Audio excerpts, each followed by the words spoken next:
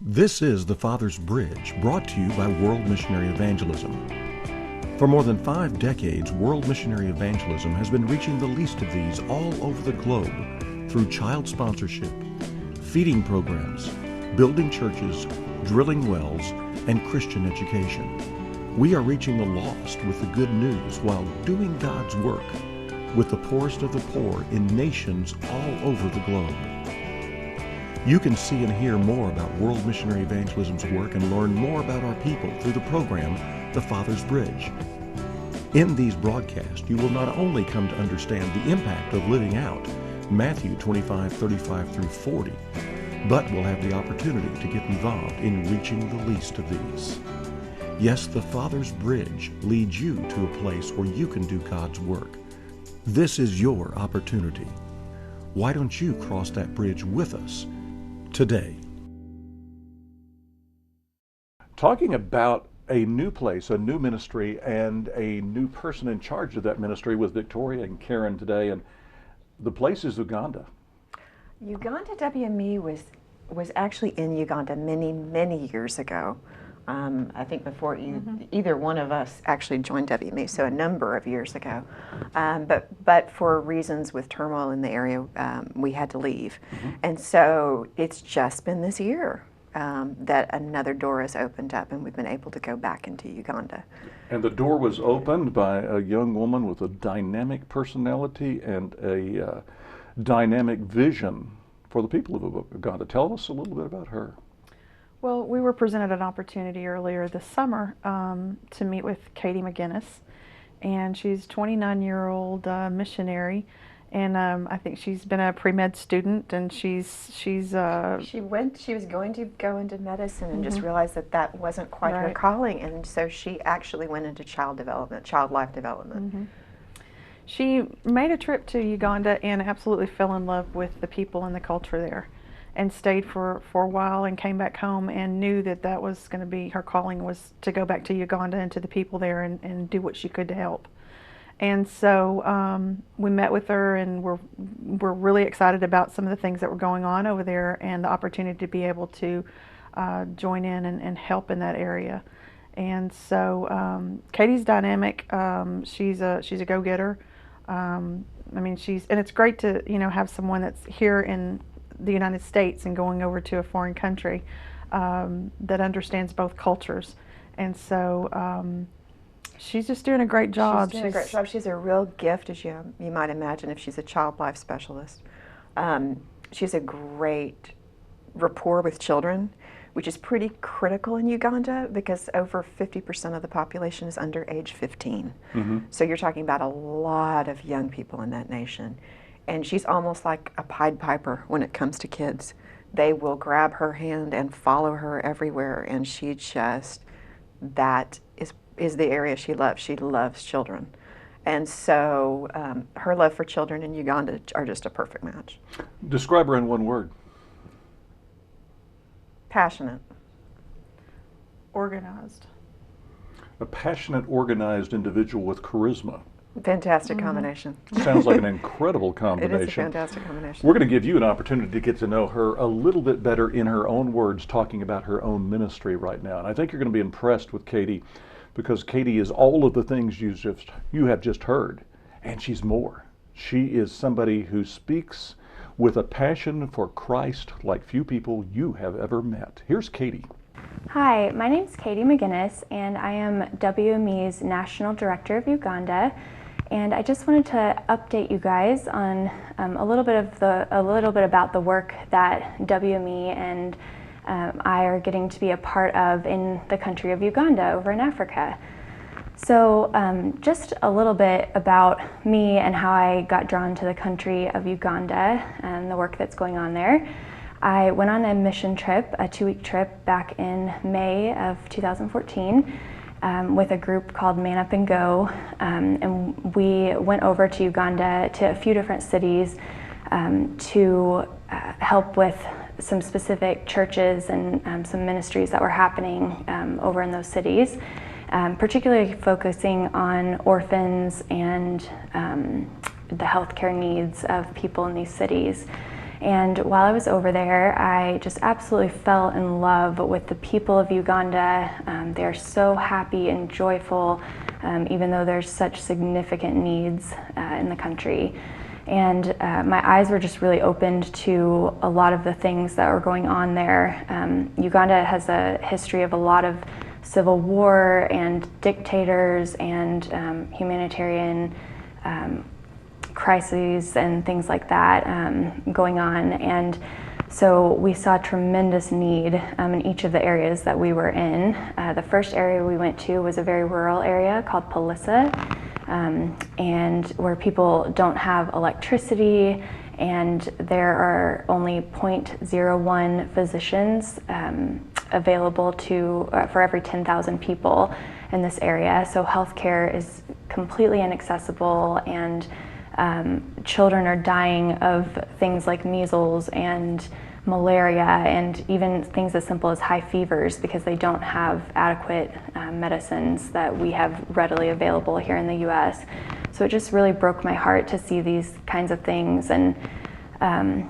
And we saw kids that just were dressed in rags, and all the children we saw were barefoot, and they get diseases in their feet because they don't have shoes. And we saw children who were severely malnourished and who had, you could tell by the yellows of their eyes that they had severe malaria or liver disease, things like that. So some of the things were just really hard to see there. Luckily, there is an amazing church in the Palissa area, led by a very strong pastor who loves the Lord and has just a congregation who's on fire for the Lord and really wants to make a difference in their community. And in this particular community of Palissa, most of the people that live there, about 78% of the community is Muslim.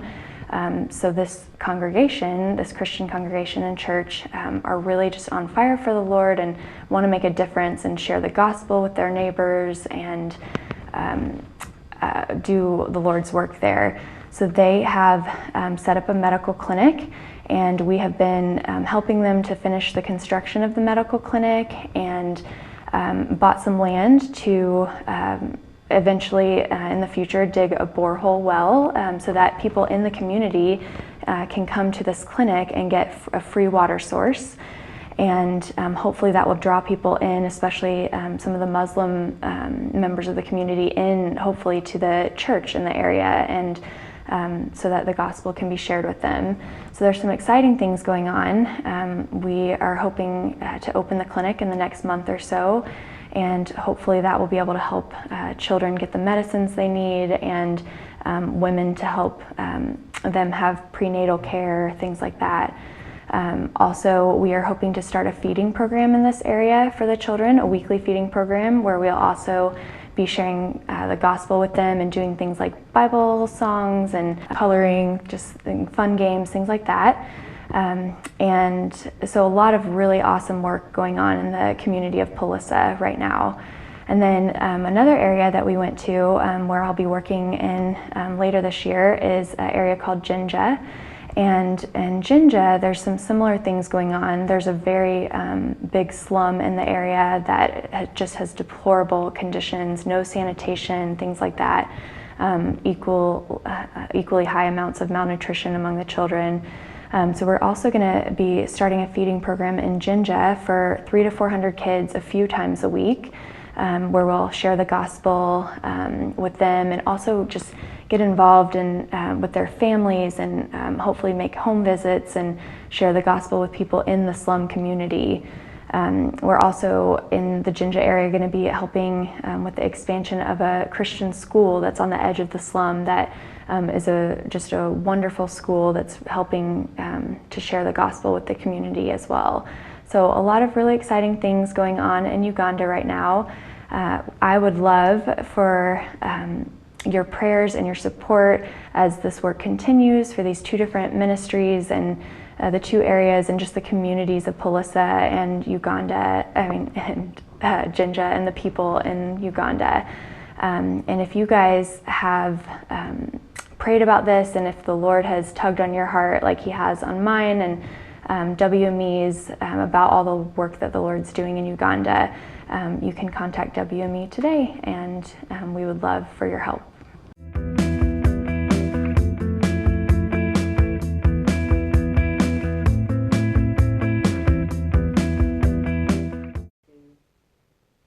Hello, I'm Dr. Walter Fletcher. It's a joy to be with you today.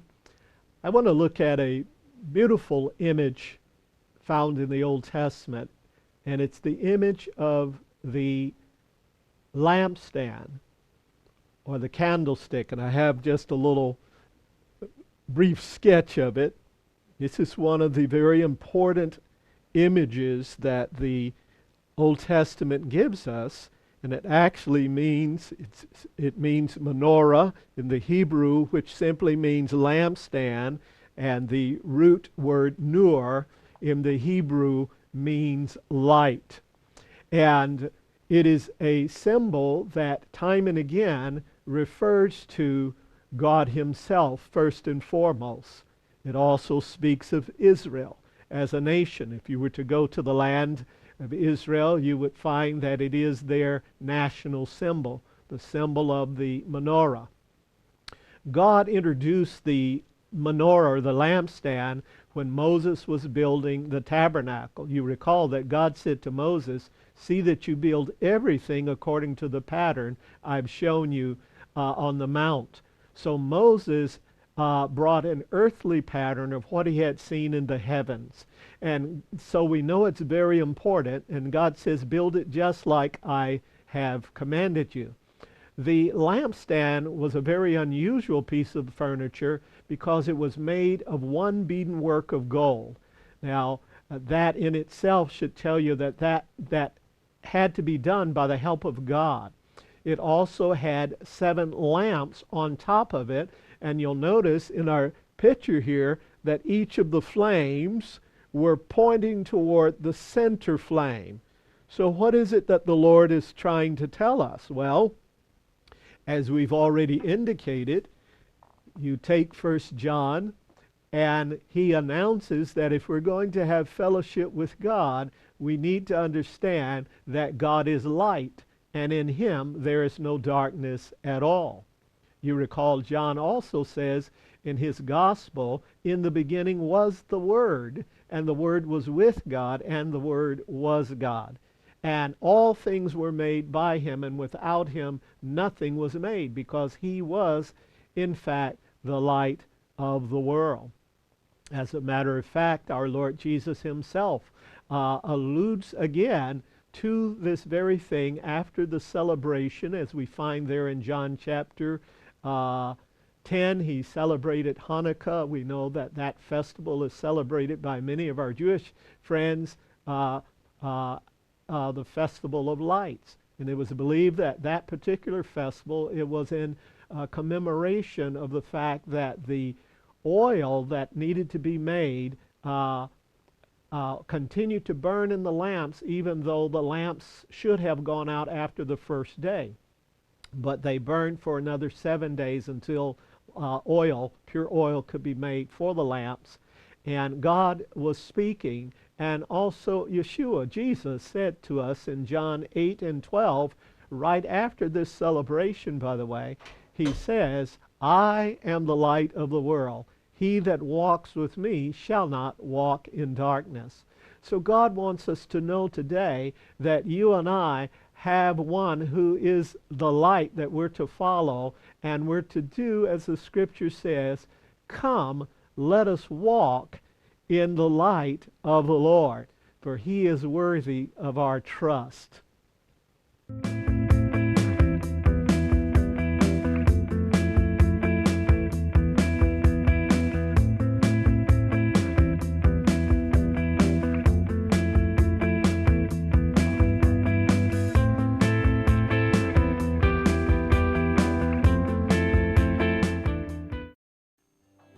55 years. It's a long time, but that's how long World Missionary Evangelism has been taking care of children. It started with just a few little orphans in India and has grown to touch thousands over the last 5 decades. But what does child sponsorship mean? Well, child sponsorship means that someone just like you is providing food, clothing, medical care, an education, and in many cases a home in which to live for children who have no one to turn to. Imagine for a second growing up on the streets.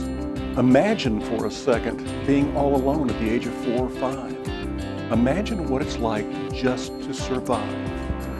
Those we don't help often die. Some are sold into slavery, a problem that still exists in the world today.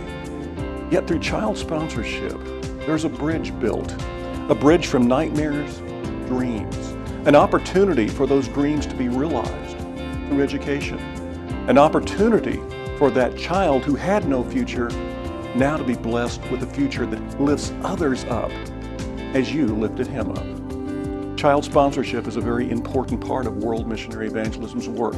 It's such an important part that it's really the heart of our mission, reaching out, touching children, saving lives.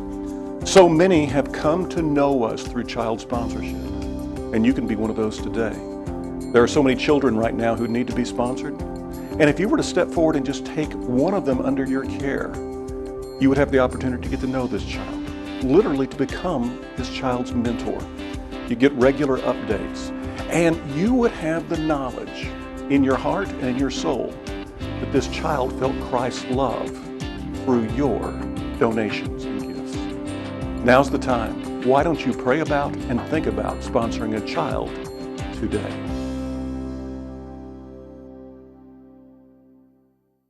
In our last segment, we had an opportunity to get to know a little bit better the person who's in charge of our work in Uganda. And Katie's a remarkable young woman. And one of the first things that she has done is create a medical clinic. In the process of creating it, why don't you talk to us a little bit more about where it is, what its purpose is, and what our vision is for this medical clinic? The medical clinic is in an area called Polissa. And Polissa is recognized as one of the poorest areas, poorest districts in Uganda. So it's a rural area. It's about 87% Muslim, the population. And these are people who rely on subsistence agriculture. So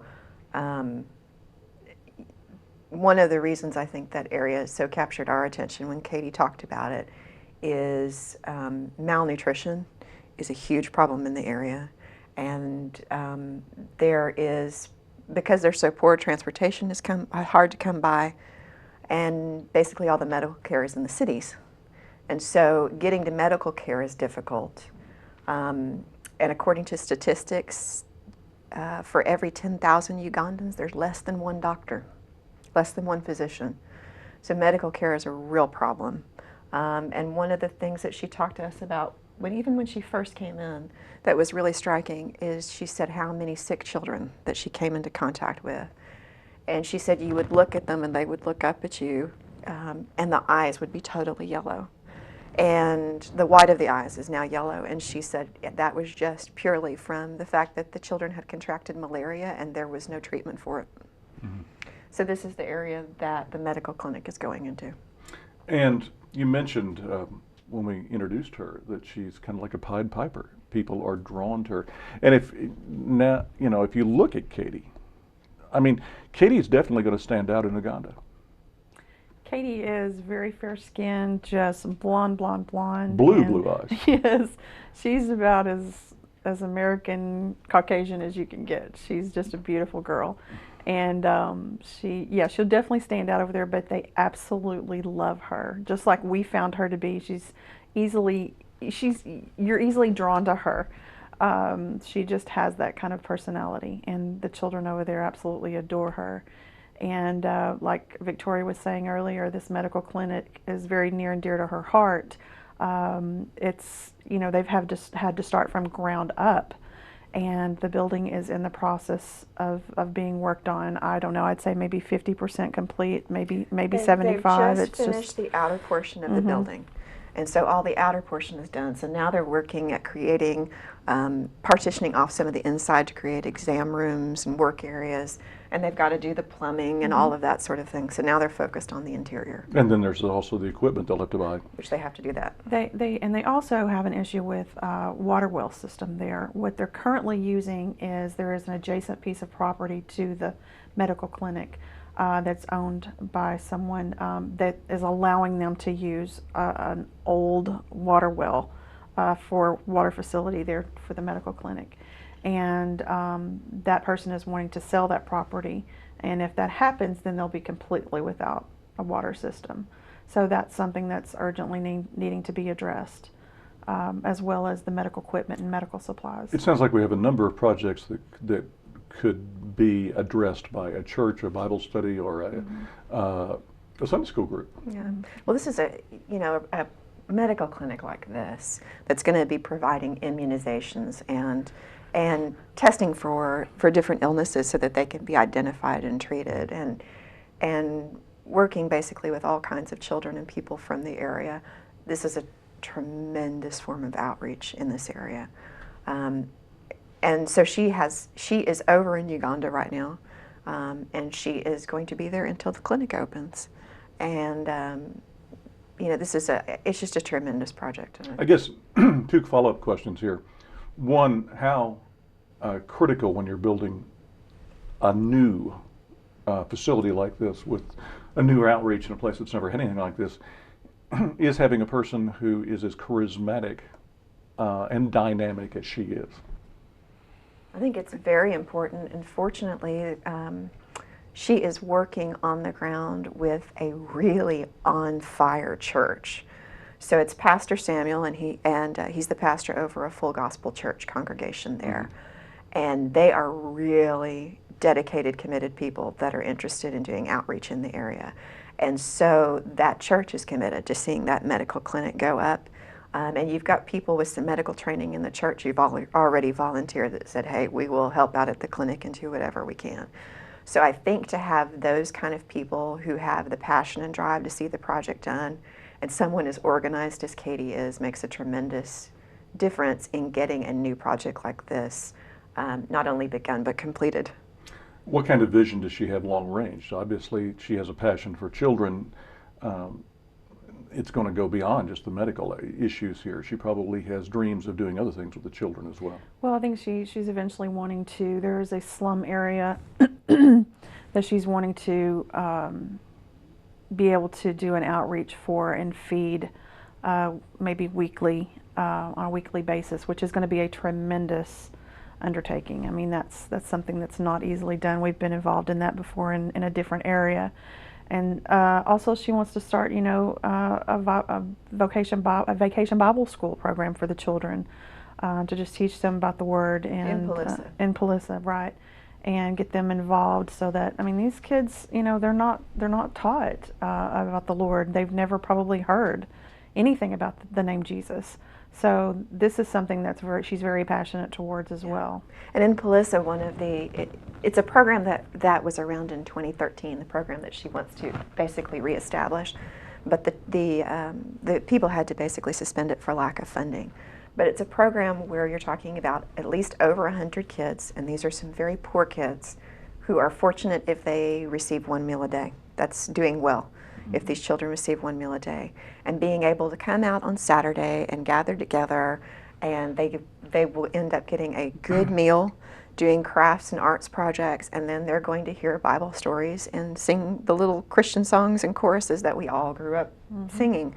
And so for this population, it's a fantastic ministry opportunity that will draw a lot of children, just for the fact that this is something that they don't get the opportunity to do. I talked recently with John Cathcart about community mission. And I guess this is what this is. This is really a community mission, isn't it? Absolutely. It's a great way to win the community over for Christ, and to bring something to them to help them know that there's something more out there. There is someone there that loves them and cares for them. And I think that Katie's going to make an amazing impact on that community. And in 20 seconds, give us the needs.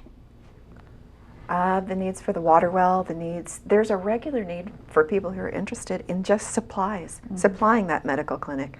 There's getting it off the ground, but then there's also regularly supplying it, and I'm talking with simple needs like aspirin. And then there is the need for really reaching out to these children with feeding and learning and Christian education programs. If you'd like to find out more about WME, you can go to our website at www.wme.org. And if you'd like to find out more about Katie and the work in Uganda that World Missionary Evangelism is helping to get off the ground right now, call us at 1-800-501-2851. That's 1-800-501-2851. World Missionary Evangelism, through its wide variety of mission outreach programs, is an evangelical force in developing nations, and it all begins with native missionaries.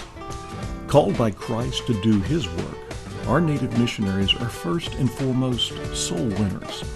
Often facing hostile opposition, they have the courage to reach out in compassion to the lost, sharing the good news with those in their communities. But that is just the beginning of WME's evangelistic programs. World Missionary Evangelism reaches children through vacation Bible schools and Christian schools. So even as we feed the hungry bodies of little ones, we also feed their souls. For almost 6 decades, WME has been building churches in both urban and rural areas.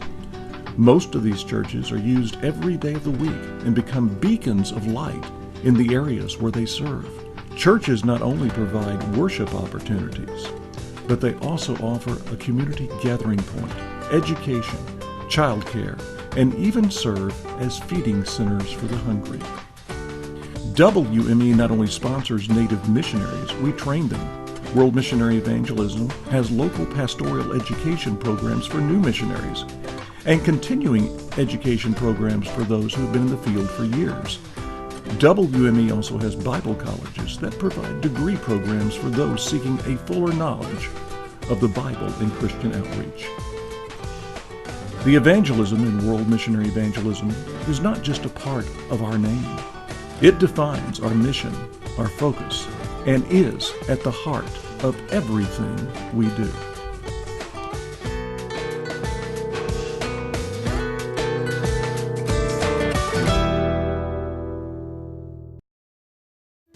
World Missionary Evangelism began its work over 50 years ago with 7 orphan children in India. Today, WME is working in developing countries around the world. Every day, WME programs are changing lives by meeting basic physical needs and saving souls by reaching out to the lost with the good news of Jesus Christ. You can partner with WME in a variety of ways to help those in desperate need. If you want to become a monthly sponsor for a child or native minister, support a particular project, or make a donation, if you would like to mail a donation, please send it to World Missionary Evangelism, P.O. Box 660800, Dallas, Texas 75266. To learn more about WME's mission and work, please visit us on the web at www.wme.org. You can make a world of difference in a precious life by contacting WME today. Thank you for your continued prayers and support of this ministry.